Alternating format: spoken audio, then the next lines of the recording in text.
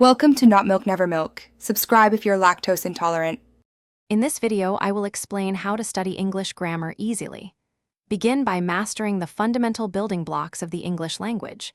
There are 8 essential parts of speech, each playing a crucial role in sentence construction. Once you grasp these, move on to understanding basic sentence structures, identifying subjects and predicates. Dedicate at least 15 minutes daily to reviewing these core concepts. Consistent practice with foundational elements will build a strong base for more complex grammar.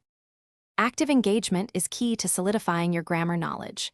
Don't just memorize rules, actively apply them by writing. Try to write for at least 20 minutes 3 times a week, focusing on correct sentence formation.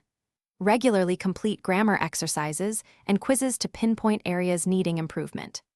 Reading widely, from news articles to novels, helps you see grammar in natural, real-world usage, reinforcing your learning effectively. To truly refine your grammar, seeking external feedback is invaluable. Share your writing with a native English speaker or a teacher. Their insights can highlight mistakes you might miss. Maintain a dedicated grammar journal to record recurring errors and observe your improvement over several weeks.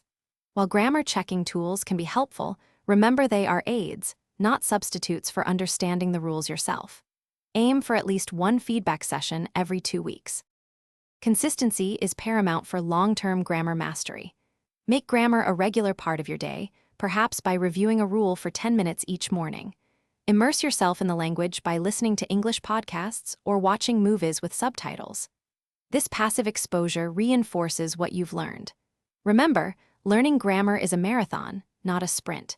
Celebrate every small improvement and maintain a positive, persistent mindset for lasting success. Thanks for watching. If this was helpful, leave a like and consider subscribing. See you next time.